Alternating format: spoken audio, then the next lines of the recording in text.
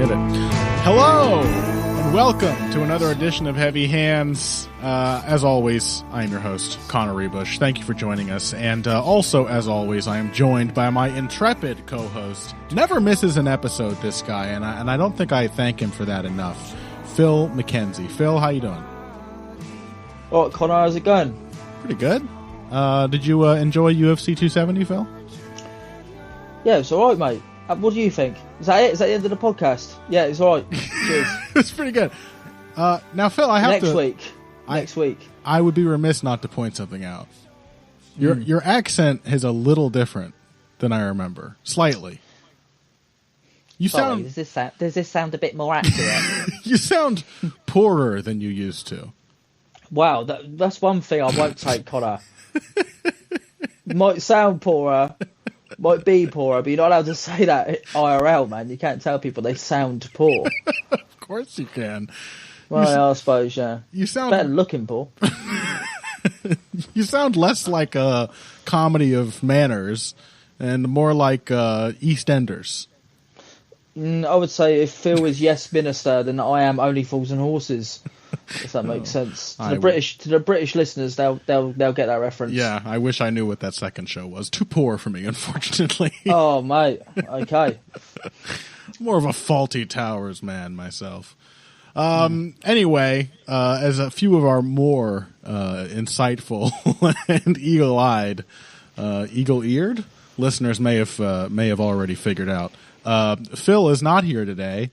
Kyle McLachlan, we already told you, was going to be stepping in as a guest for this week's episode, but in fact, he is now the guest co-host of our UFC 270 review episode, and that is what we're going to be talking about today. Kyle, we don't care to talk about next week's card, do we? Not especially, Connor, no. But one thing I do want to say straight off the bat is I do apologise for all listeners who are expecting their weekly dose of Phil McKenzie. I am indeed not as rich sounding as he is. But rich apparently, in life experience. Based on the YouTube comments of the last video, I sound like I haven't even got a basic education, which is fantastic to hear. Yeah. Considering that I have got a slightly basic education at least. Really basic. Yeah. Really basic, but I deserve credit for that. Most English students learn maths. Kyle only got to learn one. There you go. Well, thanks for filling in, Kyle. I'm sure the YouTube commenters are always so critical of you. They certainly don't love you more than any of our other guests. No, I'll be fair. I do get a lot of positive ones as well, but it's always the odd negative one that rankles, isn't it? Like when your friend calls you poor sounding, for instance, that kind of thing. Yeah. Well, all the YouTube commenters who have shit to talk about me, they only mention two things. My weight, which... Well, you are a fat fuck, aren't you? So... Really, they should be threatened by, because I could sit on any one of you and get you to say uncle in an instant. Or, another thing people love to complain about, Kyle, mouth sounds. ASMR's so in, man. I thought people would like the old chamming. That's what I'm saying. I think it's just I have such a high fidelity mic, especially if Phil's over there smacking his goddamn lips constantly. You just can't tell because he's talking into a tin can on a string. Well, I can assure you, my mic is better than the one I'm using for this, but I saved that for my own podcast, Connor, which we will plug later on in the show. Yeah, well, why not do it now? You know, we'll mention it again later, but we're gonna dive into Ngannou Gane. We're gonna talk about Figueiredo Moreno 3. We'll probably mention basically everything else on the main card, if only just mention it, and then we're definitely going to devote some serious time to the featured prelim, Victor Henry versus Raoni Barcelos. But before that, tell our listeners about your new podcast, Kyle, and your new Patreon. Well, if my answers on this podcast are somewhat scant, it's because I've covered the majority of this past weekend's card on my own podcast, which is called Combat Chronicles, and you can find that on all good podcast retailers, Apple, Spotify, etc. and the like. And if you want to support the podcast, once you have checked it out and you've decided that it is indeed the best thing you've ever heard, you can head on over to www.patreon.com/Combat Chronicles, where very soon you will find... Drum roll. No, we can't put in a drum roll. A Heavy Hands related gold nugget. Well, more on that later, Rebus. Just keep them hanging. Let's keep them on. That's right. Okay, all right. I like that. All right, well, let's talk about the UFC 270 main event. Without any further ado, Francis Ngannou, Cyril Gane, highly anticipated. Frankly, I think this one delivered in a way only a heavyweight fight really can, which is to say, it was not very good. Really, it was kind of a bad fight, but it was bad in a largely unexpected and weird way that I found completely entertaining. I'm not going to rewatch this fight fondly in years to come, but in the moment, it was so silly the way that it ended up playing out. Francis Ngannou losing the first 2 rounds and then winning the last 3 to bank a decision with his grappling was certainly not, even for those of us who I'm sure I'll gloat about later, sort of vaguely hinted that Ngannou might have a wrestling advantage and might be wise to press it. We didn't expect that to be the way that it played out, did we? Well, I actually apologise to my listeners this week, because last week I said this might be a bit like Jose Aldo versus Rob Font, with one guy deploying a more layered arsenal of weapons, but the other punctuating each round with big, impactful moments. Yeah. Gane being your Font, and obviously Ngannou being Aldo. Obviously, I believe tweaked for weight. I believe I made the exact same comparison. You did. Just to be clear, my podcast came out first, so don't be acting like I cribbed off you. Never happened. Never will. But yeah, so yes, I was expecting that kind of fight in terms of the ebb and flow, not in terms of the actual styles, obviously. Sure. And indeed, what we had was some sort of David Lynch directed mixed martial arts bout, bizarro world fight, which some of my reads are going to be based on pure memory and what other people have told me, because I also have no want to revisit that bout. But at the time, it was strangely compelling. Yeah.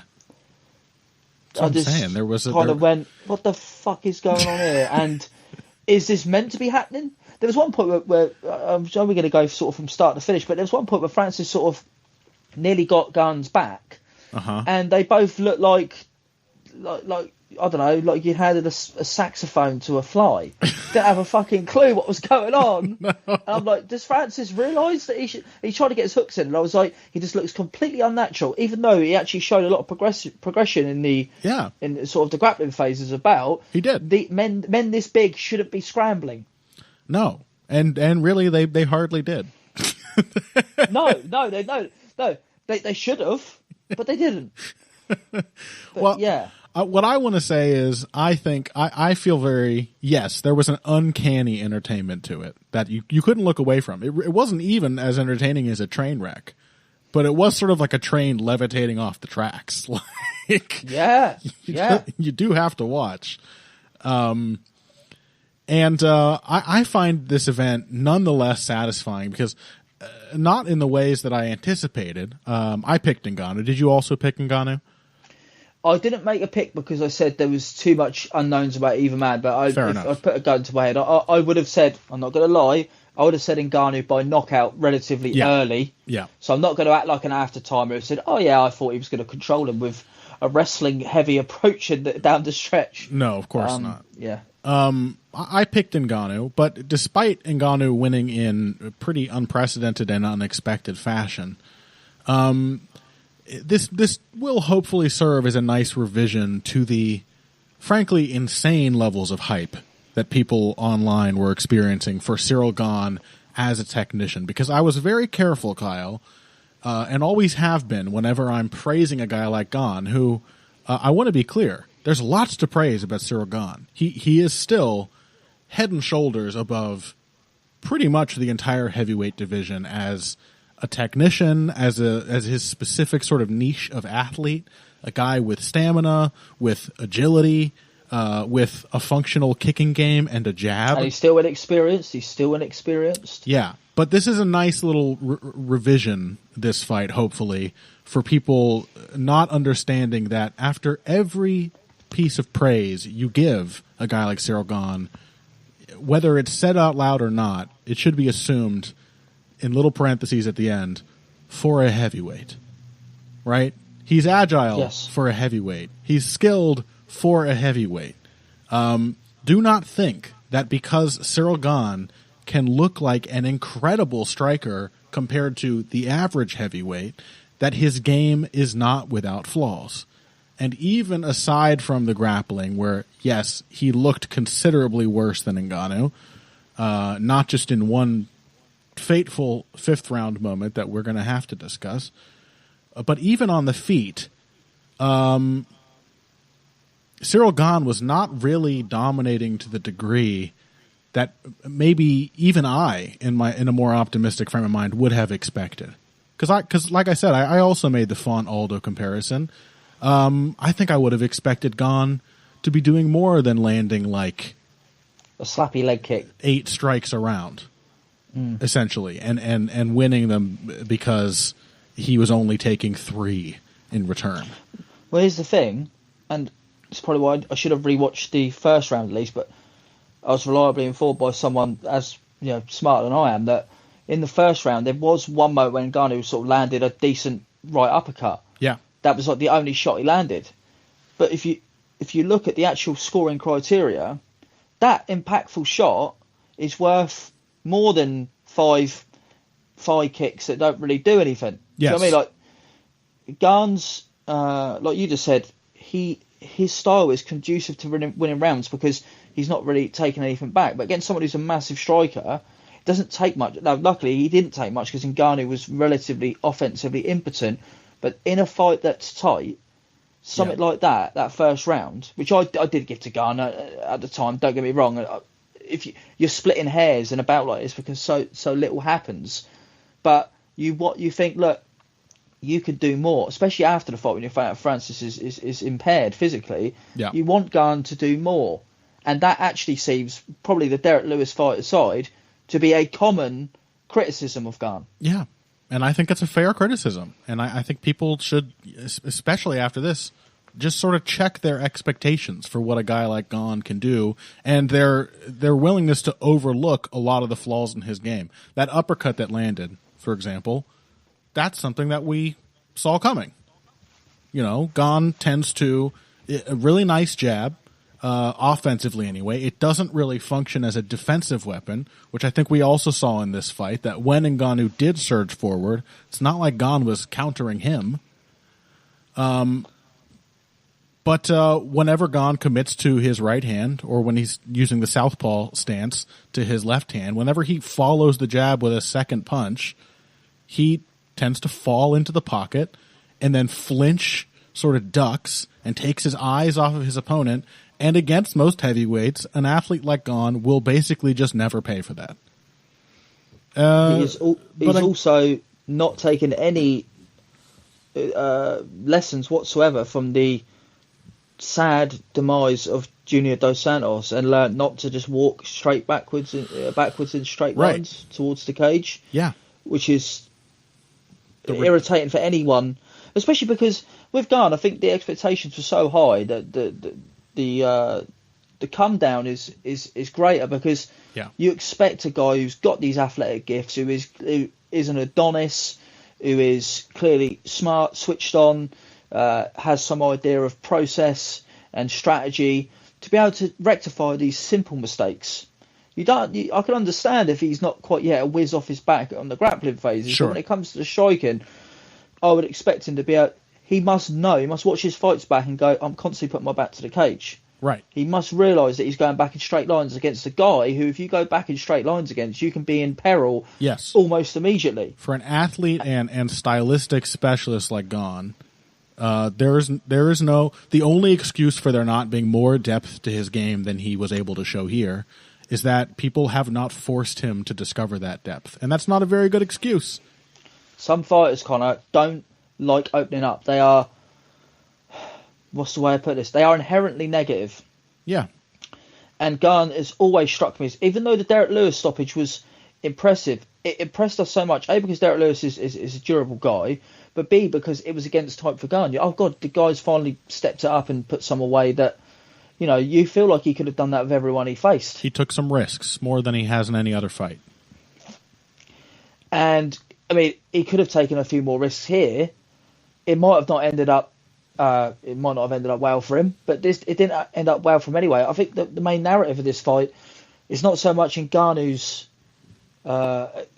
shortcomings or Ngannou's sort of approach later in the fight. It's how this fight is a complete anomaly when you look at it with the scoring criteria, because there are rounds here that Ngannou's winning and no other fighter would have won doing what he did. Pretty much. If I may elaborate, usually if a fighter gets a whizzer, he's not going to drive your head into the canvas. Yeah. And if a fighter takes you down, it doesn't create enough impact that it would count as a scoring move. But you can tell Ngannou just does basic things and hurts people because he's just such a powerful man. Yeah. And what I find really interesting is, and I'll be interested to hear your thoughts on this, there seems to be no outcry whatsoever about a decision that was most probably bad. Well, I don't know, like... How did he win round 5, for instance? Yeah, I mean, he sat on top of Gane. I mean, how did Gane win it, though? That's the other question. But at least he tried to do something. I mean, if you look for the scoring criteria, right, you get to, like, subsection 10 before you get to any criteria you can score this fight with, because there's no damage being done. There's no real attempts. There's no clean striker being done. There's no attempts to finish the fight, really. That's, like, the only thing that... if you look in the scoring criteria, like, effective grappling is not what we thought it was in 2009. Yeah. It's not holding your man down. It's effective grappling is if you've got a position, what are you doing to advance to finish the fight? And essentially, Gane is the only one who did anything in round 5, even though it was abysmal. Did you give him credit for that, though? Well, there's nothing else to give credit for under the scoring criteria, is what I mean. It's Do you know what I true. mean? It's either did Ngannou land any hammer fists, even soft ones? No, maybe Did in he the tickle him? maybe in the last like 20 seconds, a couple of short body shots. Then maybe. It was such an indecisive round both ways. You essentially have 3 minutes of top control for Ngannou, and maybe like 30 seconds for Gane, who then goes for a submission that, I mean, incredibly ill-advised. People have revised that a little bit. There's some reason to believe that maybe Gane was not already being swept. That he was being swept. Other people who know more than me. That's the most interesting conversation, O'Connor. Yeah. That's what everyone's talking about. Did he actually mean to go for a submission? There's not even was the submission any good. It's did he even mean to do it? Because none of them seem to have any intent to hurt the other man. I think I've come back around to thinking, really my takeaway from that sequence was giving Ngannou a little more credit for reacting to it the way he did. Because he did sweep Gane and completely nullify what was, I tend to think now, based on, what like Tom Grant and Ben Cohn have said, Gane was going for a heel hook. It was just horribly set up and badly executed, and Ngannou took advantage of that in the way that you would expect the better grappler to do.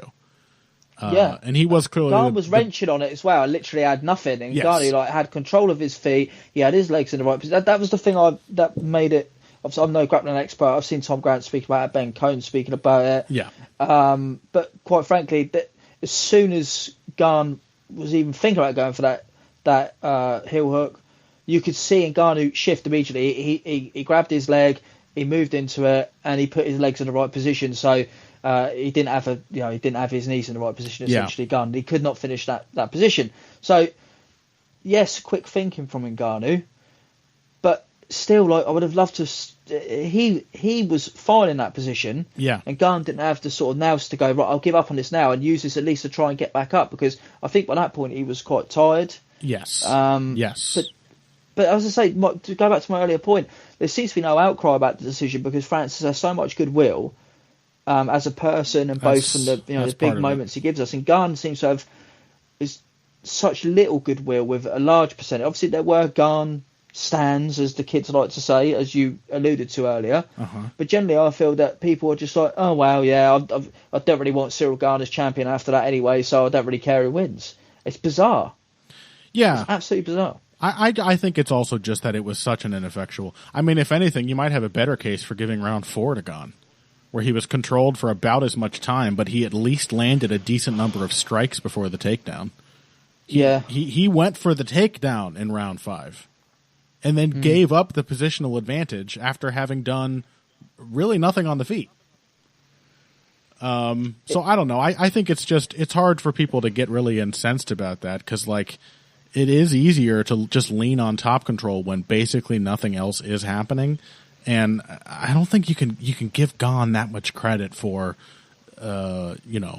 a truly heavyweight submission attempt, if you take my meaning. Honestly, Connor, I was looking at the fight going, well, Francis is really strong and heavy, so maybe it hurts that he's in top control for this long. Maybe that counts as some sort of damage. Well, hey, I will say this. I basically just mentioned it as an outside thought, but we did talk briefly last week, Phil and I, about the potential wrestling battle in this fight. And a couple people responded to that saying, don't you think it would be a good idea for Gane to go for some wrestling? Because he often does. You know, he's one of those guys who's basically attempted at least one takedown against everyone he's fought, and sometimes gets it. Other times it's just, sort of a switch up. And then a lot of other times it is kind of a like desperate switch up after the aforementioned falling into the pocket and throwing himself out of position. And my point was basically like, I don't think that's a good idea because, really Gane's main physical weapon is his stamina. It is one thing he has to a much greater degree than any other heavyweight in the division. That he can hop around and put strikes out there for 5 rounds without visibly slowing down, or at least at a much slower rate than his opponent. And even if he doesn't, I said last week, end up like goes for a shot, for example, and ends up sprawled out under Ngannou and getting his head smashed in, he might burn off his one physical edge having to grapple with a much bigger, heavier, stronger man. And I think that very clearly happened in this fight. This was the most exhausted I've ever seen Ciryl Gane in a fight with much lower output numbers than any other fight he's had. Yeah, but also it's the 5-round fight where he hasn't been able to dictate the range and pace on his own terms throughout all of it, and that's what tires you out. Yeah, and I think that the corner work from Francis's team, the Extreme Couture guys, and I thought was concise and clear. Didn't necessarily follow it, but it kept him in the game. Yeah. And they reacted well. They're basically, with Francis, just shoring up any sort of doubt in his mind, keep him focused on the task, did the right stuff. Ciryl Gane's appeared to be rubbing his back and saying, go out there, you must win. Now, bear in mind, of course, I'd have to check with my Frenchy friends, Luca Bourdon or something, to find out if they were saying lost in translation or we didn't get all of it. But there seemed to be too much of a sense of urgency on Gane's team, which probably worked him up. You need to keep these guys down. You need to keep them cool. I believe friend of the show, Luca Bourdon, already said that essentially Fernand Lopez told Ciryl Gane that he needed to win the 5th round or needed a finish because he was losing the fight. And was like, it's impossible. We cannot lose. We cannot allow that to happen, which may very well explain why Gane went for that very ill-advised and poorly executed heel hook in round 5. When looking at the scores, I haven't looked at which judges gave which rounds, which, you often find surprises. You think it's really clear which rounds went which way, and you're like, wait, they all thought he won round 2 in Ngannou? Why? There's no explanation sometimes. But what's weird to me, Connor, 2 of the judges gave Ngannou 3 rounds to 2. So if Gane had just gotten on top and not gotten swept, he probably would have won the championship. That's crazy, because for me, Gane, we've said already that we have to give him some concessions as a guy who is still relatively young in his career.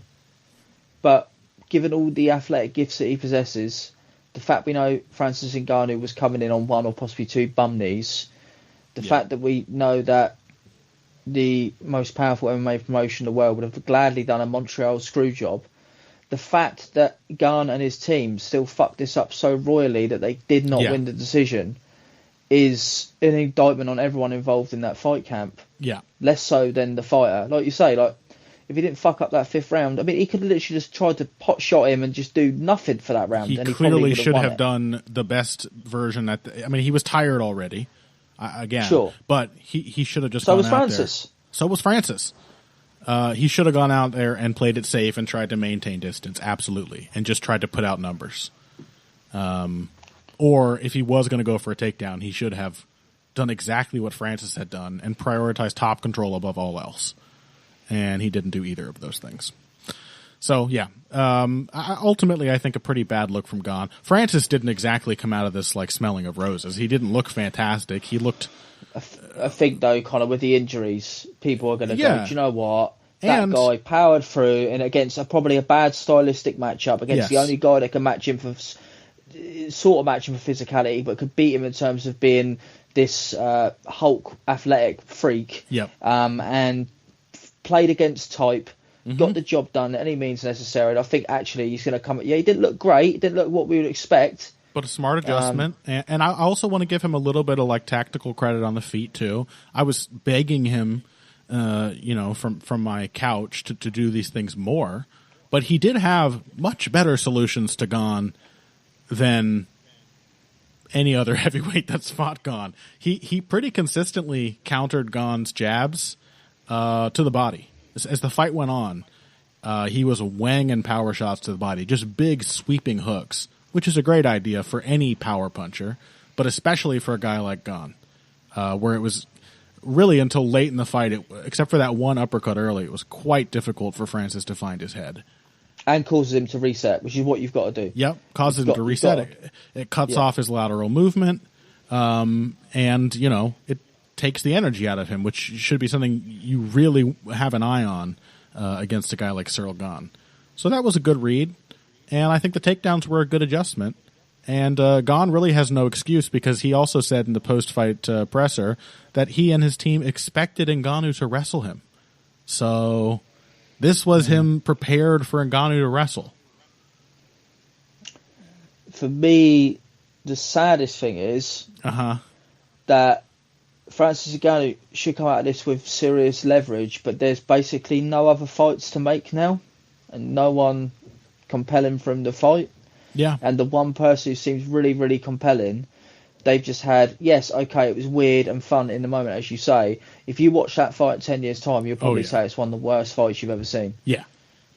Yeah. Did not deliver what people wanted out of this highly anticipated, potentially like paradigm shifting heavyweight. At least they're in good shape, which is all we could kind of hope for, I guess, with heavyweights.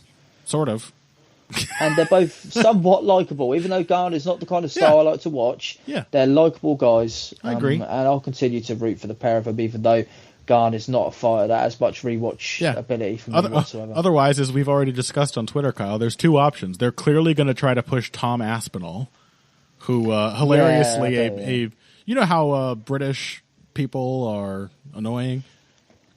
Oh yeah, I know all too well.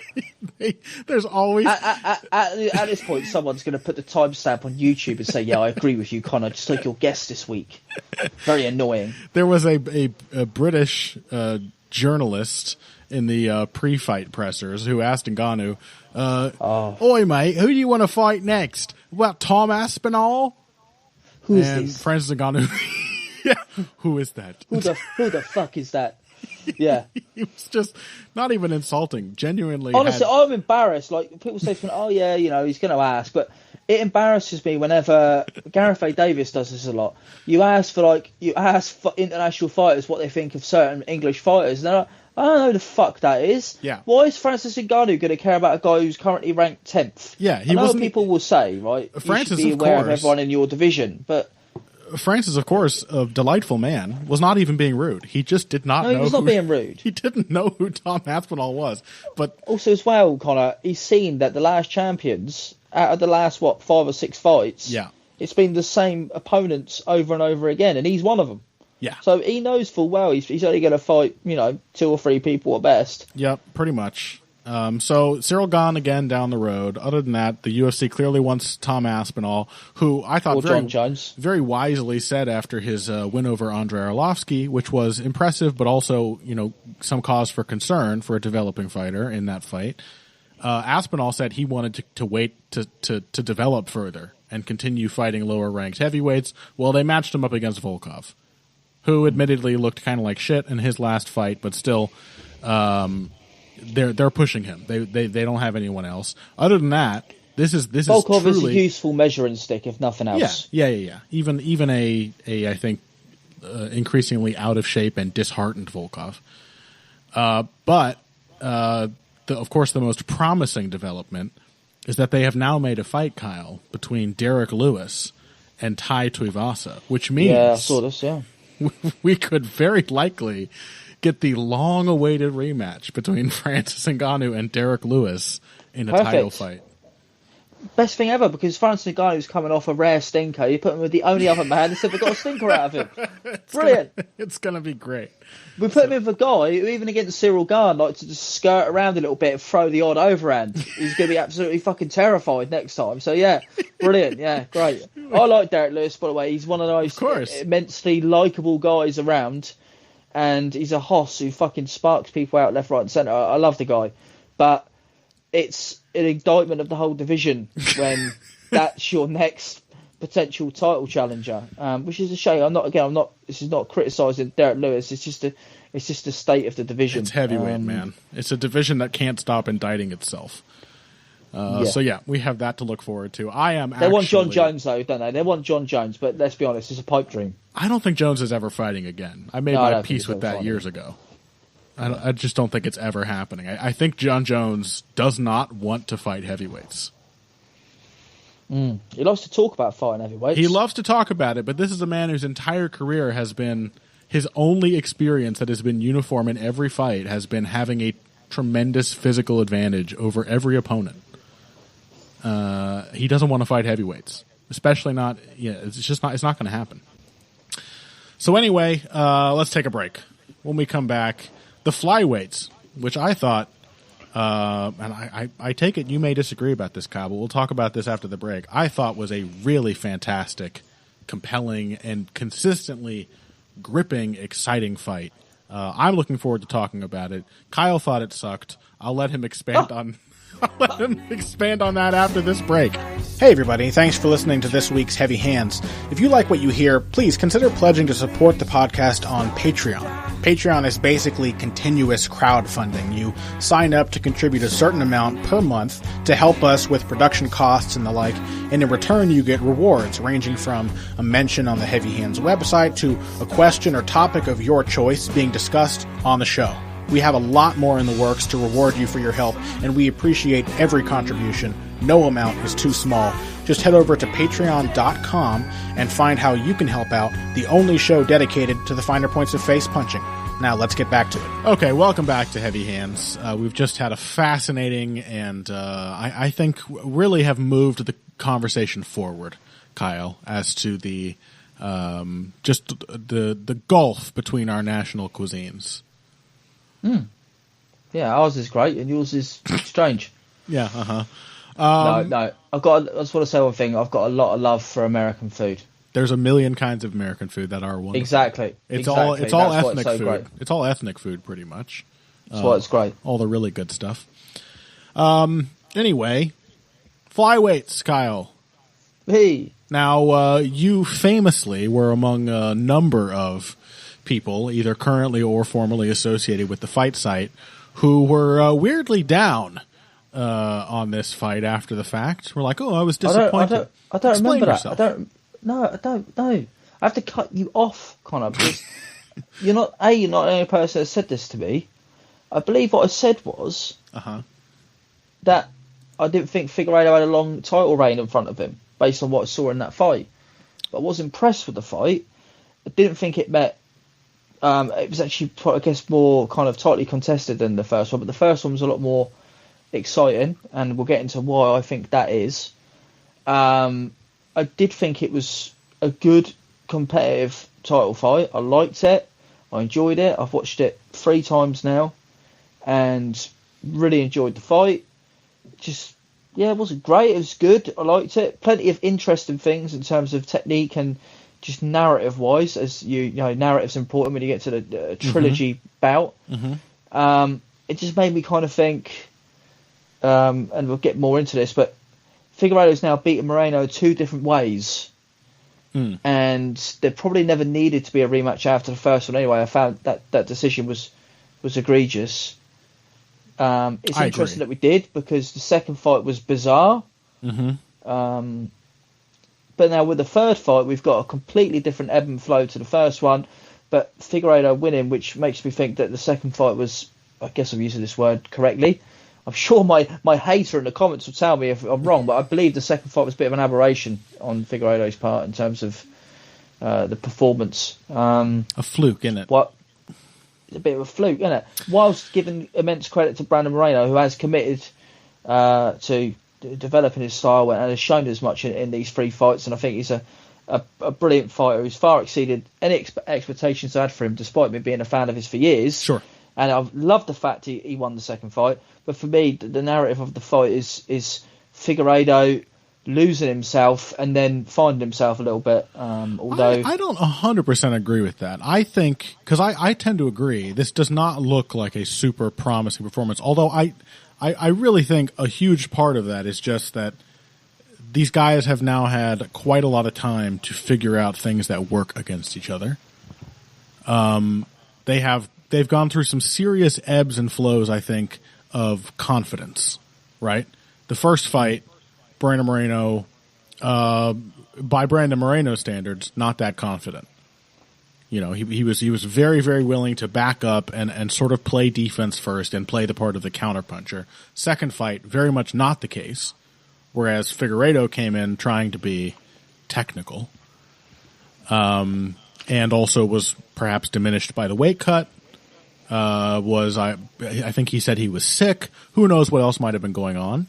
But also I think was sort of at that stage in his career sort of reviewing how he thought his style should function as a champion, and having, you know, already voiced the idea that he wanted to become more technical and more methodical. So I think it was a confluence of factors. But Moreno clearly, in my opinion, way more confident in that fight. Really determined to stand his ground, knowing he could take the shots, knowing that in their first fight he had visibly hurt Figueiredo more than Figueiredo had ever hurt him, despite, I agree with you, clearly a Figueiredo fight. And really at the time I didn't think necessarily warranted a rematch. And now in this one, I think you could argue Moreno overconfident. Not really as willing as he should have been to address the, I think, across the board, pretty intelligent adjustments that Figueiredo made. And yet, Figueiredo does look sort of physically diminished, or even still, in a way, less confident. Like, I have a theory, Connor. Please. And it's based on watching these back-to-back this past weekend, basically immediately after the Gane fight. Obviously, I'd already watched Figueiredo Moreno. I watched all 3 of them back to back. And when you watch all 3 of them back to back, a quite interesting thing happens, in my opinion. It's just my hypothesis, not necessarily true. I'd be interested to hear your thoughts on it. Please. It's that first fight, which you correctly said that Moreno took a little while to settle into. After that amazing 4th round, where yes, he did get Figueiredo's respect and buzz him a couple of times. If you watch from the end of that 4th round onwards, including the 5th round of that first fight, Figueiredo has fought in the style that he fights in now. Yeah.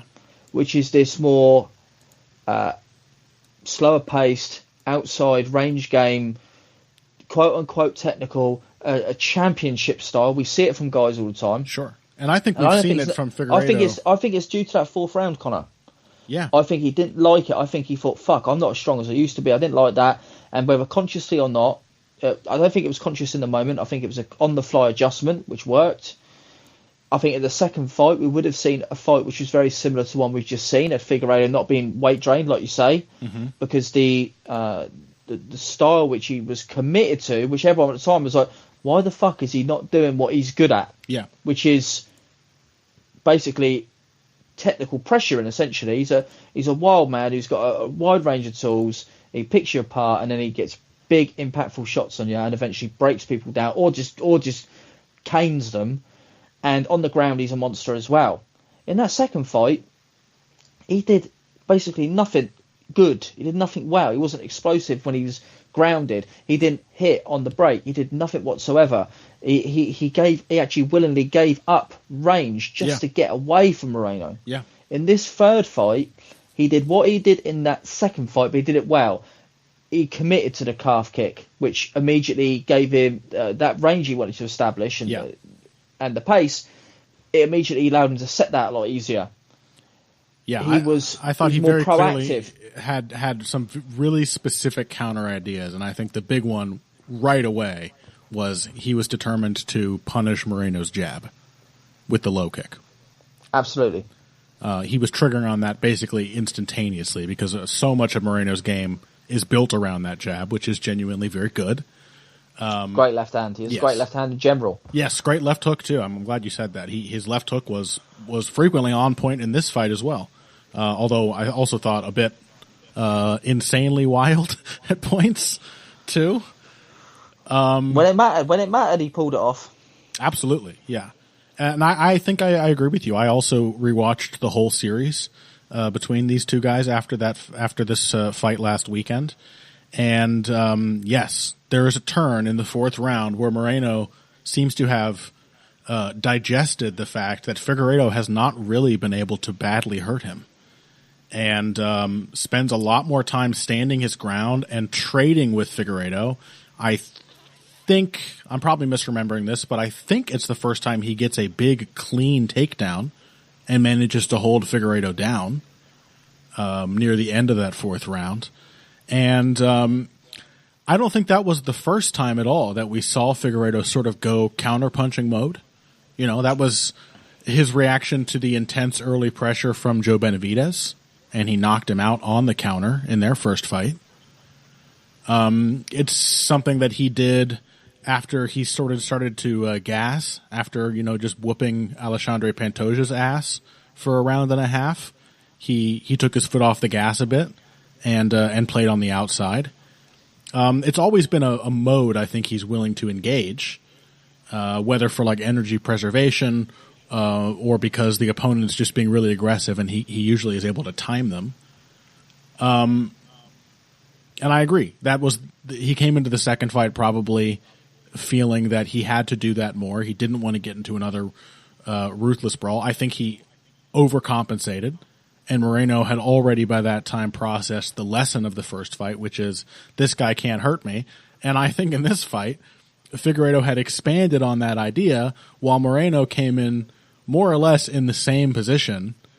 If anything, more determined to prove this guy can't hurt me, I can hurt him. That's exactly how I'm going to fight. Moreno was despite looking more confident and not giving ground, he was still pretty cautious in their second fight. It's a pretty measured performance from him. It's a lot of he stood his ground, but it's like pressure through footwork more than anything else. It's not a super high output performance by Moreno standards. Yeah, it'd be fair actually. Even in this one, you talk about renewed confidence, sort of a little bit more upright, a little less fidgety, a little less feinty, and I think it made it a little bit easier to read. Yes, I agree.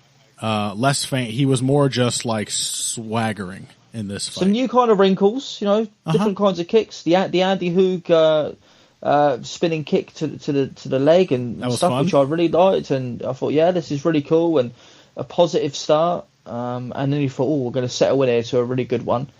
But for me, I've seen people online saying, if you don't think that Moreno could have won this fight, you don't really know what you're watching. For me, competitive but not close is how I talk about this third installment. I do disagree with that. I'm not sure about that. I think fuck you then. all right, here we go. Listen, you broke bastard. I think like there's a bit of that aforementioned a bit of the Font Aldo dynamic here. Yeah. Where I think some of Moreno's very best work in the entire fight was in the third round. And probably absolutely agree. Couldn't agree more. Probably without that second knockdown, I would definitely have given that round to him, because there was the first one where he got caught in a weird position, and then but he was aware of himself when he did that backwards roll. It's because he knew what was going on, and I actually made the point that sequence afterwards where he cracks Figueiredo, he kind of doubles up in the jab, shows him the right hand, bang, cracks him with the left hook. Fig's legs are gone. Yes, he and Figueiredo trade left hooks. It staggers Moreno, but Figueiredo is hurt. And then he hits him with a jab right after, and Figueiredo's eyes are unfocused. Yeah, he didn't know where he was, really. He was momentarily a little bit out on his feet. I think he was arguably more hurt in that moment. And then, Figueiredo does some good work setting up the right hand and countering over Moreno's jab and drops him in the last 30 seconds, and that seals the round. Yes. Great round, by the way. That was a brilliant round. The peak of the fight, for sure. A fantastic round. I thought round 2 is pretty clear for Moreno, in my opinion. I disagree. On my third watch, I said, I could easily see Fig winning that round. But I actually said, it doesn't really matter either way. I'm happy with either person sort of winning that round. It was okay. It was somewhat of a swing round. I'll give you that. Yeah.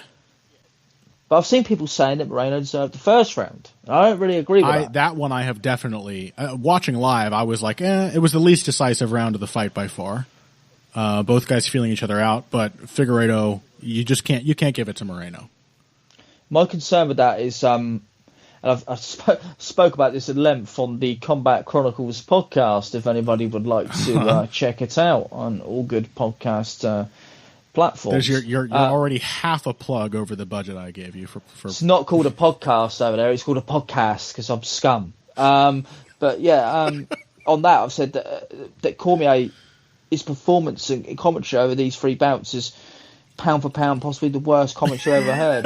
In the first one, one thing you were wrong was said I think the takedown, the successful one was in the fourth. A matter of fact, even after a shellacking in the second round, Moreno got I think a body lock takedown on Figueiredo, and Cormier said, guys, that takedown was big, it's 19-19.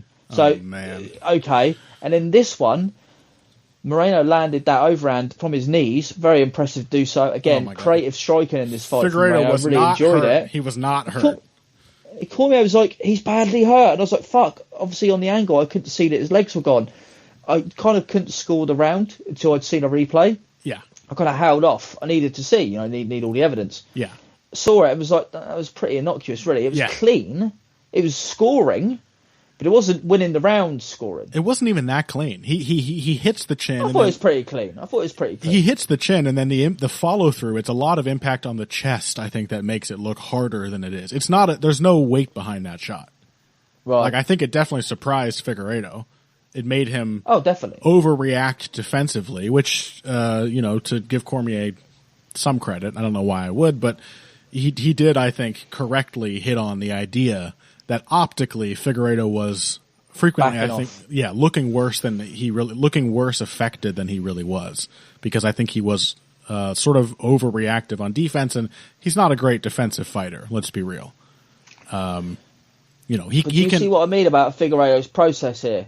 Yeah. He won this fight, but it makes me think he's one fight where he doesn't get a couple of big moments away from just losing his bout again. Right. He's one fight from, if someone could push a pace on him that he doesn't want to enforce, right, that he doesn't want to fight at, and he can't enforce his own pace, that he's one more fight away from folding. It feels like he has a pretty tenuous grip on this title, even though he is an amazing fighter, a great fighter, in my opinion. Yeah. I feel like this was the kind of last stand. Is that makes sense? I'm is that sympathetic. Fair? I'm sympathetic to that. I think he looks probably less durable than he was. I do think he was staggered quite a few times in this fight, though he never went down. He was undentable at some stage, and that made him a fearsome prospect. Yes. Yeah, he does not have the durability he had in say that fight with Alexandre Pantoja, or a couple of others, which makes I do wonder if he gets say a rematch with Pantoja, maybe Pantoja just being similarly fearless, maybe having learned a little about deepening his attacks, and not just giving Figueiredo the kind of like big first layer telegraph swings that make him look like a better defensive fighter than he is. Maybe he can do something, because Pantoja, I think, is still ungodly durable. Either way, that's a fight. Even if Figueiredo wins, that's a fight which chips away at the prime even more. Yes, and then otherwise, if they were to give a shot to someone like Askar Askarov, that guy can pressure at a very fast pace and is a tremendous wrestler grappler. I'm not so. I'm not. He's the one guy I'm actually not that sold on as an opponent. Figueiredo. I don't think he's got anything for him. Really. The ease with which Moreno has in all three of their fights now managed to get those body lock takedowns on Figueiredo. Yeah, but in this one, you saw straight away that Figueiredo sort of the butterfly garden, his ability to get up quickly. He's typically an amazing scrambler. Yeah. In the second fight, it wasn't there. We saw some lovely scrambles in this one as well, broken down by smarter grappling aficionados than myself, but closer to both of their best than that the second fight, where Figueiredo would look like a bit of a walking corpse, really. Mm-hmm. But hey, look, you've got to be professional. You've got to make weight. That's all part of it. I really don't want anyone to think that I'm taking away from Brandon Moreno. I thought he's an immensely likeable fighter. Obviously, really, I like the creativity. Again, I'm so glad he achieved what he did. I just feel like it's a trilogy that he should never have even got the rematch in the first place, if that makes sense. So he's overachieved. I think that's fair. By just getting it. But now, having seen this fight, I want to see them fight again. I think there's plenty of room for Moreno to make even pretty subtle adjustments and build on the success that he had here. I think he... Hear me out, Connor Rebush. I'd gladly see a fourth fight, but I feel like this is a really bizarre division, because we've got no clear contender. Right. The two contenders that are Pantoja and Askarov, obviously, it's history. There's history with Figueiredo. There's history with Moreno, with these guys. And which mess. After the second Moreno Figueiredo fight, that was the fight I wanted to see, was a Moreno Pantoja rematch. And I think that Moreno was robbed against Askarov. Yeah. So there's that. I'd love to see Pantoja Figueiredo rematch. Mm-hmm. So there's a kind of round robin on here where no one's actually sort of come out on top. Yeah. You've got again, you throw Kai Kara-France into that, and he's on a decent run, but hasn't got the wins over those guys, the mutual opponents that he's got. So I don't think he's ready. Right. So really, you either have a not as deserving challenger, but then you have Moreno fight someone else in the interim, one of Pantoja or Askarov, and then the winners fight the winners, or you have the contenders fight each other, which we've already seen, and you do Moreno Figueiredo 4. I think the mismanagement of the division and the competitive nature of the division as well has made it that there's no clear-cut contender. But I'm actually not with you. I don't really want to do Moreno Figueiredo 4 next, because if Moreno wins again, what, you doing a fifth fight? Well, at that point, I think you should regard the first fight as a Figueiredo win. So I don't know. Who gives a shit? There's like you said, there's no other clear contender. It's tricky. Because I've actually, in a similar way, I've said recently, so I'm going to be consistent here. Someone said, what if Max Holloway wins the third fight of Volkanovski? Are you going to do the fourth fight? And I said, well, you're two of the greatest fighters of all time, and probably the two of the top 3 or 4 pound for pound fighters. You should be blessed to have a fourth, no pun intended, you should feel blessed to have a fourth fight between them. I don't really feel that Moreno and Figueiredo are quite at that level, and I feel that although Max Holloway should never have got a rematch, he was a long-term champion. Moreno, you could easily see him as a one-time champ. I just feel like the narrative's slightly different with those two fights. So I do want to try and be consistent if someone wants to call me out and say, but you said Holloway and Volkanovski fight umpteen times. I think the level's just a little bit higher. That's why I would not put that on the same sort of discussion as this. But I'm not going to argue, Connor, if they do a fourth one. I just think give it a bit of breathing space. Give it a bit of breathing space. I can see that, but I also am like, what else are you going to do? There's no one else that I'm really clamoring to see. If Pantoja gets it, I won't be upset. I mean, I'm happy to see a rematch of Pantoja Figueiredo. It's one Unfortunately, of the best. as well, probably the only compelling guy, the guy with the humongous head and the gold medal, is now training the champion. So that too, not going to happen. Yeah, there's no like hidden ace up the sleeve that the UFC can pull out to make a suddenly compelling title fight. No. I say, yeah, do Pantoja or do Moreno 4. But I maintain that the rounds 2 through 4 of this fight are pretty close. Round 3 is clear. It's close except for there's a big moment that seals it for Figueiredo. Yeah, and it was a real big moment. A big moment, yes. Round 1 is the least decisive either way, but the clearest in my opinion, where it's like, okay, Moreno just didn't do enough. He was still kind of getting a read on Figueiredo, and Figueiredo, knocks him off balance with several low kicks and ends with a big body punch, a big teep to the body. Yeah. He looks dominant in that round. Rounds 2, 4, and even 5, in my opinion, are quite close. And I don't consider that knockdown in round 5 to be much of a big moment at all. No, it wasn't. You hit a guy on the chin it was a when flash he's... It was a balanced one, sure. Yeah, sure. he was throwing a kick and he got hit on one leg and fell But it was over. a good, impactful shot. Sure. And that's important. Sure. For me, fourth round, Moreno, if I remember correctly, in the second round, a swing round. So if I'm being fair, then I'd give 5 to Figueiredo, 3 to Figueiredo, 1 to Figueiredo, and then 2 and 4 to Moreno, and then we've got 48-47. But a fight, people often think, oh wow, if there's only a point in it. But oftentimes I think with a competitive fight like that, even if there's only a point in it, the dynamics of the fight are clear. And it's clear to me that Figueiredo won the fight, not just on rounds, but overall, if that makes sense. So I'm more than happy to say that he's won the series. Let's move on. That's my thoughts on not having a 4 fight, Connor. Basically, to me, it's 2-1, not 1-1-1. I know the argument is it's 1-1-1. We've got to have a decider, but for me, it's 2-1. There's no need for a decider. Does that make sense? Yeah, I feel that. Let's talk a little. Phil and I have said several times recently, by the way, and I think it's definitely the case here. Which is why even live, when I gave the decision to Moreno and then rewatched it, I'm like, probably Figueiredo. It is one of those fights where none of Moreno's rounds are clear, and Figueiredo's rounds are. So just statistically, you shouldn't be surprised if Figueiredo gets the decision. That's how these things tend to shake out. It's an interesting way of looking at it. Yeah, I like that. But let's talk a little more like technically about what the fighters did here, because I thought there were quite a lot of, even within rounds, little momentum shifts, things both fighters did well and things they did not do well. You talked about Figueiredo coming in with a more counter-oriented approach. The low kicks were a big thing. He also tried to initiate a lot more defensive wrestling.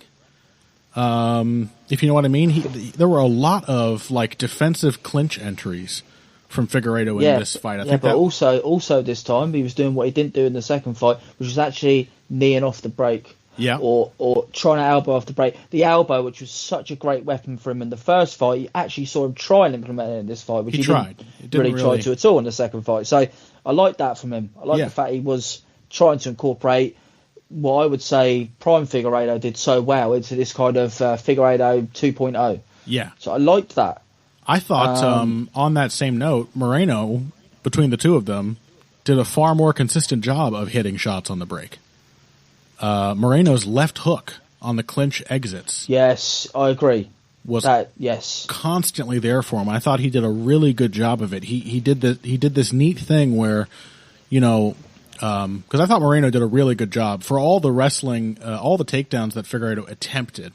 Even if I don't think he was really that determined to convert most of them, he did use those wrestling entries as a way to thwart Moreno rushing after him a lot. And Moreno dealt with him defensively quite well. Did he get taken down at all? Not that I remember. Although, unfortunately, I think they were sort of so well matched, we didn't get as much of a scramble fest as we could have. Yeah. Because the one scramble they had, each other out. The one big scramble they had was awesome. I loved it. Moreno did a really cool thing where he would sort of he'd get in a nice wrestling position, looking for head position, trying to get that angle on the inside, elbows in tight, sort of controlling like an inside position, and then he would, most of the time actually, he would pivot to his right. He'd pivot counterclockwise, and that motion would load his front foot, which he was already pretty heavy on throughout the fight, and especially in those clinches when he was putting his head forward. And then he would rip his weight back force the break, and as he was exiting, the left hook would come right off the pivot. And then a couple of times he pivoted out the opposite direction, and it was like a check hook. The left hook came with the pivot as he broke, and a lot of them landed really clean. A lot of his cleanest shots of the fight, in fact, were left hooks on clinch breaks. I thought that was pretty great. I think I would have liked to have seen a more... I think Moreno is capable of dealing with things like those low kick counters more intelligently than he did here. But he did. In like I think the fourth round, he actually started turning his knee out and defending the calf kick, so he can do it. Yeah, and he started to do the lift check thing. I think the thing that Aldo did to Pedro Munoz, that sort of half check, half evasion. What I would have liked to see though was him. I thought he could have used that against Figueiredo a little better than he did. Now I'm starting to see why you like the idea of a 4-fight. Because you're already plotting, he can see exactly what adjustments he's got to make that's what I'm Figueiredo did after the second fight. Yeah, okay, I get it. Exactly. I look at this and I'm like, all right, Figueiredo came up with this adjustment was very effective. If you're Brandon Moreno, and we both said earlier, not a lot of feints from Moreno in this performance compared to either of the first two fights. And when he did, he cracked Figueiredo with a great left hook, yeah. What if you come in looking to, Figueiredo is threatened by your jab. It was a super effective weapon in all of their fights. You know he wants to counter it. Now that's something you can use. He's going to throw that kick, feint the jab, get him to throw it, pay him back with a shot down the middle. You don't have to be getting knocked off balance to land a right hand that Daniel Cormier misinterprets if you know the low kick is coming. I thought there were a lot of good little tactical moments like that, but basically it's just begging, in my opinion, for a more coherent strategy to pin them all together, for Moreno to turn those things back against Figueiredo. My only issue, Connor, is, and although I agree you've won me round to some extent, is the more time we give Moreno to sort of process this data and come up with a better plan, we're putting him in with a more and more depleted version of Figueiredo, and it kind of seems a little bit unfair in that regard, that we're giving a younger guy more data to assess, more data to process, and more time to come up with a winning game plan against a guy who's got progressively more and more miles on the clock every time we make those fights. But I mean, so I kind of feel like we might never get the true all-time classic you're hoping for, based on the both guys sort of gobbling up this data and spitting out this newfound game plan, because unfortunately Figueiredo's 35 this year, sure, which is ancient for a 125 But what else pounder. do you do, Kyle? Is the champion entitled to soft matchups? He's a defending champ. No, I'm only talking in the sense that I think you're hoping for an even better fight next time round. Oh, I feel like the more fights they have, the more you're just basically throwing Figueiredo into a wood chipper. Yeah, and that it may just not result in the competitive matchup that I think these two. Yes, are exactly that. Yeah. Yeah, that's fair enough. But what are you going to do with Figueiredo? He's now the champion. I like the narrative. I like the fact that we've got to see these guys basically have brought the best out of each other, essentially, or at least brought different performances out of each other. As I said, my main takeaway is that Figueiredo has had they've had 3 fights with Brandon Moreno, and Figueiredo is the one guy who's won 2 bouts in vastly different ways. For me, that's what makes fighters great. The fact that we've seen him try and adjust and it go terribly, then try and adjust and make it go back, make it go well again. I think that's just as great as a fan to watch those fights and see growth, see changes. And I think basically what those guys have done and what they've produced over the last 18 months or whatever it was has been nothing short of brilliant. And I'm happy to say this is a conclusive ending, and I'm happy to continue it. I just think that both guys should be given a break from each other. That's all I'm saying. That's fair enough. They've had a 3-act, and I wouldn't, There's more chance for Moreno to be champion again than I think there is for Figueiredo to continue dominating the division. So he can afford to have a little time in a different matchup. Figueiredo, maybe if it's our last chance to see him anything close to his prime in a different matchup, now's the time to do it. Yeah. Yeah. That's all I'm saying. Yeah, I get that. Yeah, and I think very impressive that Figueiredo was able to sort of build off of the idea he had in the second fight, but make it work. Especially considering how abysmal he looked in that second fight. Yes. And you'd think, right, I need a complete reinvention from that. That didn't work. But no, he went, no, I'm gonna persist with what I thought I was going to do. Yeah. I'm now more physically ready for it, and it is going to work. And it did. Yeah. I think he deserves huge credit for that. And I thought it was a really great fight, honestly. I thought this had more of that, like, back and forth, narrative unfolding, momentum swing to it than a lot of the fights that were sort of by default on our, like, long indecisive list of best fights of 2021. I thought this was a really good, exciting, kind of what I want out of a trilogy, even if this trilogy hasn't really had the shape that, like, you would have expected, having looked at their first matchup. So anyway, let's take a break, Kyle. We've spent an awful long time on both of these title fights. Let's come back in segment 3. We're going to just, I guess, do we even have to mention the other undercard stuff? What we really want to get to is Henry versus Barcelos.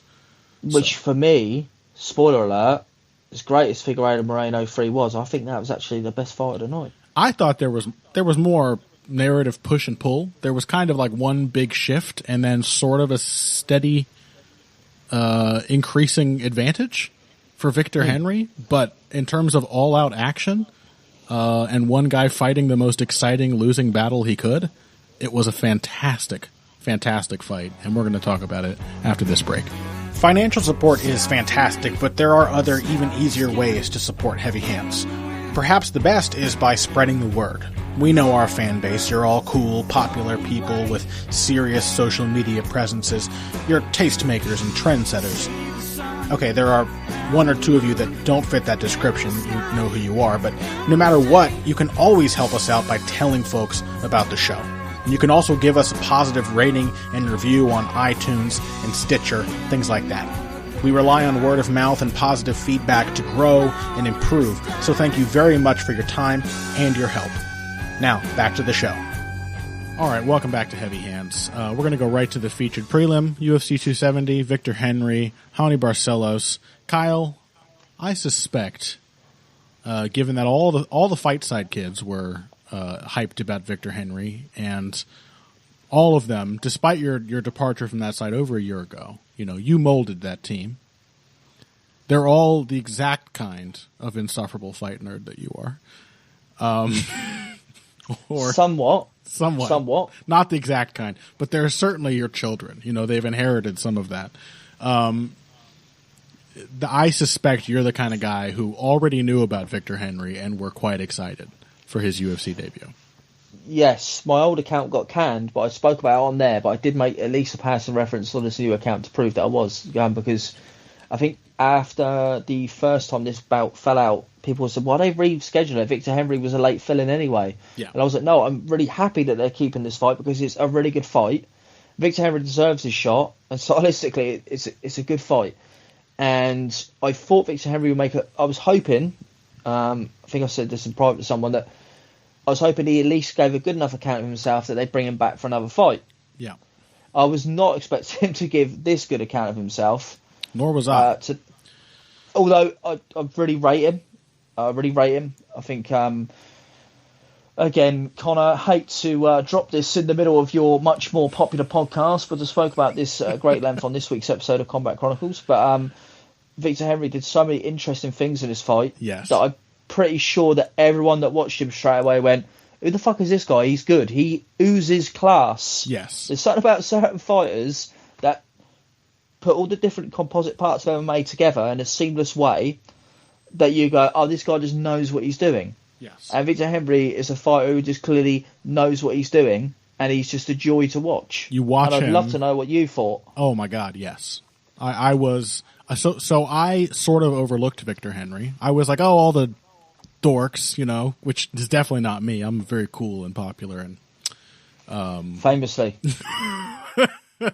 women love me. And Famously. You're the Tom Jones of Ohio, aren't you? Yeah, that's how I like to think of myself. Yeah. Very much so. Sort of a younger, more talented Kenny Rogers. You know, I have that sort of Oh, wow. distinguished. You know, what do you think of this, Kyle? Lady. Fucking hell. Wow. There's so many ways. No, I sort of overlooked Victor Henry. I will happily admit that. I watched a couple. It was one of those ones where, having not been among the group who were really anticipating this matchup, I watched a few of his fights for research. What did you see? Did you see the Dennis Laurentiev fights? I did not. Oh, they're really good. Yes, as I have been told. Yes. The one that I watched, which is a little older, which I watched to have a good parallel for what I thought was a bit of a physical mismatch here, was his fight with Kyler Phillips from 2018. Good fight. And Like in that one, he almost instantly gets taken down. Yep. And gets his back controlled. And I was like, Yep. well, that's a bad hole to have against Barcelos, who everyone knows is a very exciting, explosive striker, but pretty much takes everyone down when he decides he wants to. So I thought Victor Henry's going to bring some intense pressure. He's going to possibly make Barcelos a little uncomfortable, but Barcelos will have that in his back pocket. In fact, as you said, Victor Henry screamed well-schooled in this matchup. He just seems to get it. It wasn't just that. I suspect he's improved his wrestling defense since that Kyler Phillips fight, which was now a few years ago. It's not like Kyler Phillips is a complete slouch in the grappling department either. Do you know what I mean? Like, is physically he is a really good wrestler. In fact, managed at several points to out wrestle Raulian Paiva, who is actually a really quite a tricky defensive wrestler and scrambler. But Barcelos couldn't even get in on his takedown attempts because Victor Henry was like constantly at the right range, constantly over his own feet, almost never off-balanced himself. Just even at the early stages when Barcelos, he was still adjusting to Barcelos' hand speed and was taking more shots in the balance until about 3.5 minutes into that first round. Even in that feeling out stage, he was pressing Barcelos, making Barcelos have this kind of fight, and doing it intelligently and safely, and really not getting hurt. And when he did get hit, rarely getting hit with several clean punches in sequence. This is until the third round. Yeah, when I think Barcelos was like, oh my God, it's do or die. And Victor Henry, I think at that point was really comfortable with the idea that he could take the shots and keep the pressure on. Barcelos actually did something. I do want to talk about Victor Henry because I think he did so many interesting things in this fight. Mm-hmm. He is a hipster's favourite because he is just a consummate pro. Hey, I get it. But I do want to give Barcelos some credit because obviously he came out the gates and actually tried to take the initiative, which is in that loss against Valiev, which I don't actually think that he did lose on the cards, but I think it was a draw at worst. But there was times where he was too passive, waiting for the big counter opportunity, which you know he is somewhat like that. Another hipster's favourite as well, Barcelos, because the guy is just a freak athlete and it's just great to watch. Mm-hmm. But he did actually take the initiative and be more proactive in this. And then Victor Henry just chewed him up, which was interesting because in the second round, Barcelos actually just tried to punch with him, and then in the third round, obviously he said, you know what, I am going to throw caution to the wind, and had a really successful moment, and then got chewed up again. And I think the reason he got chewed up is no matter what he tried, Victor Henry was always able to adjust, and those adjustments in that first round, like you said, okay, Victor Henry's got apparently an unbreakable chin, one of the toughest guys we've probably ever seen. Yep. But he would show Barcelos what he was like a magician to me, or a card sort of what do they call it? A close hand card trick guy. Sleight of hand. He'd show him a front kick, and then he'd punch off that kick, and then he'd offer him a right hand, and then he'd throw a front kick, and then he'd throw a low kick, and then he'd throw basically every single time he was showing Barcelos one thing, then using it to utilise another technique. Yeah. He'd throw a rear kick or like a snap kick, come down on that, and then he'd shift into the right hand. And every single time he was doing something different, and Barcelos couldn't set his feet. He couldn't get his reads. Keyed in to how Barcelos was interpreting his feints and his offense. And I'm not surprised, because Josh Barnett's going to get all the plaudits, but Eric Paulson's in that camp as well. Yes. And if you watch Eric Paulson's fights, especially one of my favourite ever fights of the 1990s against Matt Hume, you will see that he was a guy who was so far ahead of the time in terms of chaining all these different things together. Much as Matt Hume showed with his tutelage of Demetrius Johnson, I'm not surprised at all that two smart guys like Barnett and Paulson have got Victor Henry fighting in this way, because they're two guys that have always seen the benefit of chaining different techniques together. Yeah, and that's what this was like. Such a rare example of, there were other phases here that Henry shone in, but like even just as a striking performance, a rare example for MMA of like connectivity and intelligent flow, not just in like not in the athletic sense that we usually see it, where somebody just sort of someone who can't be off balanced, who has innately good timing, can just kind of go out there and make it up. This was like well-schooled, educated flow. This man stays in good positions and is out there calculating. He's making decisions on the fly, even if he's not thinking deeply. If these things are more like decisions on the muscle memory kind of level, physical decisions rather than mental decisions, he was out there from the beginning calculating how Barcelos was reading him. And you're 100% right. He was constantly able to throw Barcelos off with feints, coming in with different strikes that played off of what Barcelos thought was going to be coming. There's an example I posted on Twitter a couple hours ago. As of recording. Yes, as of recording.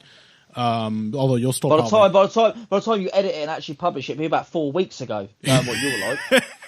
And it'll be drowned in several more long threads about what English people call chicken sandwiches. Oh God. There's an example of Victor Henry, pressuring with jab feints, and Barcelos he's keyed in on. Barcelos sees these feints, he's biting on them, not overcommitting, but reacting. He's got his right hand ready to parry, and he starts backing up and he looks to reset. He wants to move laterally. So Henry uses one of those jab feints the moment he sees Barcelos start to move. Barcelos reaches for it, and then he dings him with a straight right hand. He uses that jab feint to like kind of cut him off with his footwork. Then Barcelos is forced to reset in front of Henry. Now Henry comes back into range, lead right, no feint, right? Because he knows Barcelos is now waiting. Oh, there's going to be a bullshit fake jab, and then the right hand. He just pops him with a lead right. No load up, no setup. That's how you use a lead right hand. You know that famous, I don't know if it's still famous, but that video where Bernard Hopkins is talking to Rashad Evans. Yeah. And he's talking about lead rights. Yeah. And basically his wisdom is sometimes you just have to feel it and throw it. Don't set it up. Bernard Hopkins and Gene Tunney had the same approach to throwing a right hand off him, which is just drop the shoulder and whip it over. Yes. The shoulder fade. Basically, if you can get him biting on the jab, you can get him that first dip. You get him biting on that. You just drop the other shoulder and whip the right hand over the top. Yeah. What was really interesting as well, what Henry was doing was we both basically saying the same thing, is he was at an athletic disadvantage. And what I want everyone who's listening to this who haven't seen one of his fights is he's not some anti-athlete fighter. He looks like that against Raoni Barcelos. Yeah. But he's not some anti-athlete. He's a really powerful, dedicated leg kicker. Yeah. He's good in all phases of the fight. But what he did in this fight was he realised he was at a disadvantage, so he overloaded Barcelos' radar. It was a tactician's win. It was not. There was a time he missed a jab, used it to single collar tie, punch on the break. Little things like that. Barcelos, he can't get set at any point. Yes. And there was one moment where I can't remember the exact sequence, but they're about to break out of a clinch, and Henry grabs the right hand, gets wrist control straight away, because he knows instinctively that on that break, Barcelos' counter right uppercut's probably one of his best go-to shots. Mm-hmm. And as they're breaking, he grabs the wrist and then pivots out the other way. And I thought, perfect. He's basically got an answer to every single thing. And don't get me wrong, Barcelos had his moments. I thought it's a really competitive fight. But Barcelos was the one who had to solve it within like athletic fashion. He just punched through Henry in the end, and he definitely staggered him. And the way he recovered was this guy's chin is just, and his toughness and his conditioning is immense. And it's not like Barcelos is not a quality technician, like he's awesome. Yeah, he's a really smart fighter in his own right, but he has his foibles. Yeah, of course. He was not on Henry's level technically in this fight, but it's just crazy that Barcelos is himself often a far deeper fighter than his opponents, and Henry did not allow him to outthink him at any moment. There's a little more to that example I was talking about. So it's jab feint. This just to demonstrate the connectivity and the technical flow in Henry's game. Jab feint uses that to cut off Barcelos' footwork, right hand down the middle. Lead right, no setup, no telegraph, just punishes him. Now Barcelos is wary of the right hand. Henry knows this almost before Barcelos does. Barcelos thinks, I want to beat him to the punch. He reaches out to grab Henry's right hand. Almost before Barcelos has even gone halfway through this motion, Henry hits him with a lead left hook. Right? He knows what Barcelos is wary of. He also knows his right hand is about to drift away from his chin because he wants to throw it the moment he manages to cover Henry's. So, boom, left hook. Immediately, part of the same motion as the left hook, Henry is already rolling under the right hand that he knew was coming, because that's why he threw the lead left. As he's rolling, right hook comes with it, part of the exact same motion. Again, connectivity. And then after the right hook, left uppercut up the middle, catches Barcelos square at super close range. It's just like, it's a really impressive sequence. That left hook slip, I know exactly what you're talking about. De La Hoya used to do it. Yes. Throw the left hook, and as soon he knew what was coming back, and he'd instinctively throw left hook, and immediately he was rolling underneath the return. Yes. And as soon as I saw it, I recognised it as that. It's an old school boxing trick. It's great, and I just looked at it and went, this guy's just... For me, I liked Victor Henry for a while. He did an interview with the Fight Site when I worked for him. Very generous with his time, and the guy's all a fan of his. Obviously, I've seen him. He's fought Pancrase, Ryzen. He's fought in Russia. He's fought this guy. They sent him out and they said, right, learn your trade. You're a road warrior. Go out there and fight that's everyone. What he looks like. Much like yes. I think another guy that I have loved having him in the UFC lately, Chris Curtis. Absolutely. Who's another guy. You look at that fight with Brendan Allen he just had, and that is like that's a road warrior veteran. This guy gets it. He is it's battle tested process that he brings into these fights. Connor, do you know what? I just want to cut you off there, just for the listeners. If they stick around for the if they're patrons of Heavy Hands, as you let me plug, I'll plug you as well. Might be a little bit of Chris Curtis talk on there. Oh, because there might be. Because why? Because he had a fight with Fiallo.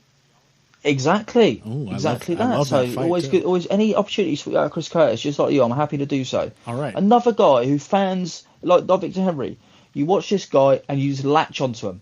Yeah. Because you want to feel in safe hands when you watch. And if you watch any combat sport, MMA is one of the ones you feel in the least safe hands with fighters, because it's still growing. You often get fighters who are not the sum of their parts. You get fighters who are quite janky, and it is you feel relatively unreliable. Inherently unpredictable just as a sport, and also the fighters are...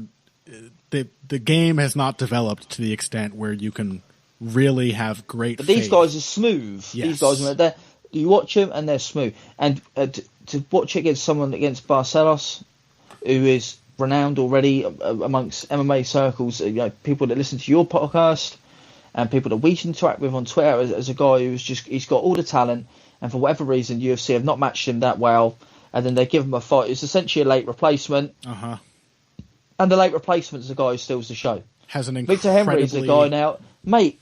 There's so much depth to the division that Barcelos can't even get ranked, and they've just added another amazing fighter into the wood chipper that is the 135-pound division, and I couldn't be happier with Victor Henry, mate. The potential matchups are limitless. Oh my god, It's bantamweight, but it's a division with ruthless, brutal punchers and like crazy action fighters. This was more than that. I was really, really impressed. A very mature, professional, savvy performance from Victor Henry. And for that, Connor, he's going to get the amazing sum of $12,000 to fight, $12,000 to win. Yeah, but I loved it. I really like the way you put that. You watch a guy like Victor Henry or a guy like Chris Curtis, and there is a weird, uncommon sense of comfort. Like, okay, you know what? Something surprising will happen at some point. It's MMA, but this guy knows how to handle it. He's really out there, and he's in control of what he's doing. Do you know what, Connor? Yeah, he is a really personable, nice guy. I believe it, and I'm really happy for him. I'm really happy for the guy. Me honestly. too. Even having completely written him off and being way more sympathetic to Barcelos coming in, and of course I'm heartbroken for Barcelos, who deserves better than this career trajectory in the UFC. Henry is a guy that I'm very, very excited to see more of in the UFC now. So I'm bought in. I'm on the train. I'm happy. I think a lot of people are. Yeah. And if you didn't catch it because you wanted to watch the title fights or whatever, go watch it right now. It's the only undercard fight that you really, really need to see. You will also be hyped to see Henry going forward, and it is a rare kind of performance in MMA. Okay, well, I think that's it, Kyle. So here's your final, what was supposed to be your only chance to plug your podcast and your Patreon. Oh, come on, man. I swooped in and saved the show because Phil said he was so bored of talking to you that he needed this week off. And yet I've come in on short notice and swooped in. My hero. And tried valiantly to try and replace Phil, which I know I wouldn't have done, but hopefully slightly different dynamic. And next time I'm on, I hope my good friend Phil's on there because I like him more than you, famously. Phil will be back, and he's going to goddamn like it. Now, at the start of the show, Kyle, you teased something. Yes, I did. I teased. Connor, what else could we be teasing, mate? We've been teasing this for years. This is like an Avatar sequel. Well, you're always teasing me, Kyle, so I can't even guess. What are you talking about? Yeah, but we're teasing the audience, aren't we? Right. To the famous, in very small circles, famous lost episode of the historical perspective. Right. Which you and I, do you have a date stamp for it? Did we record it 5 years ago, 4 years ago? A long time ago, right? Let me find the file again, I'll tell you. But while you're finding the file, I'll go into it. I haven't got a fucking clue what we spoke about other than the fact it was raucous. It was possibly libelous. There was a lot of talk about boxing and combat sports history in there, I'm sure, because we spoke, I think it's over 2 hours long. Yep, it is. The amount of editing I'm going to do to it is going to be minimal. Only remove some of the names with the obligatory beeping sound. And other than that, I'm going to try and leave it as should we say, as unrefined as possible. I will maybe interject at times to expand on certain points because it was a ramble of a day, wasn't it? Yeah, it is literally the file is saved on my computer as Ramblecast because there was no topic. It was just us. I think we were maybe calling each other to decide what to do or to see where it went. I've got a theory, Connor, that we used to have such rich, not joking here, we used to have really rich conversations when the mic wasn't recording, and we said people would enjoy this. Probably. So let's just do that. So that might be what it is. Well, if you want to enjoy it, as Connor finds out the date, have you got the date yet? February 23rd, 2018. So about 4 years ago. About 4 years ago, yeah. But you won't have to wait for the 4-year anniversary because if you head on over to www.patreon.com/Combat Chronicles for a very small fee, you can support my podcast and you will be able to hear the famous lost episode of the historical perspective thanks to your man there, Conor Rebush, who has graciously allowed me to feature it on my own Patreon and hopefully get some of you guys on board. So if you like my appearances on Heavy Hands, hopefully you'll like that. And if nothing else, support the show and you'll get to hear that famous lost episode, which I'm sure will be fun for all the family. Yeah, right. And I will not maybe like undercut the appeal of that Patreon bonus that happening on your Patreon by saying, for example, that after all this time, it's almost bound to be a disappointment. That's just... Almost certainly. Yes. But hey, we don't know if it's a disappointment or not, because No. we can't fucking remember what we said. So no idea. All I remember is you definitely talked shit about some boxing journalists at some point. yeah, and probably some random Twitter personalities who nobody knows. But we'll beep it out, and it will seem provocative if nothing else. Yeah, I may have too. So you might have to save my ass as well. I'm putting my reputation in your hands, Kyle. The amount of shit you spoke about Phil on that episode, honestly, I think I'll have to just leave that unedited just so he can see what a meanie you are. All right. Well, head over to Kyle's Patreon, Combat Chronicles. I know all of you love having Kyle on the show, as do I. And Kyle, I want to thank you for coming on once again. I will plug. No, the pleasure's mine. I will plug your Twitter handle as well. You should find Kyle on Twitter at CombatCHR. Which is indeed, but the combat is a 0 instead of an O. Oh my god, is it really? Well, my old account got permanently banned because Cody Garbrandt complained about me. You know something, Kyle? I'm not exactly that shy about saying inflammatory things and getting in arguments. I've never been banned from Twitter. This is my second time I've been permanently banned from Twitter, I think. Yeah. You're out of control. Never mind. So if you want to experience that energy, and it's actually, judging by that promo, highly polished and most produced form, you should check out the Combat Chronicles podcast and listen to the 2.5-hour historical Ramblecast with special new annotations, director's commentary. Yes, that's it. It's a director's commentary. Right, from Kyle himself over on his Patreon. And we'll be back next week. Phil will have returned by that point. His soul will be more... fuck. His soul will be more crushed, more dispirited than ever to talk about, I guess, Sean Strickland. Actually, I think we have a week off before that event. Do we? Yeah. You can preview it instead then. Oh, great. Oh, what great fun. Well, we've also got Adesanya Whitaker 2 happening after that, which I don't think has a particularly deep undercard, but who knows, maybe we can squeeze in a little bit of that or find some other goddamn combat sports to talk about.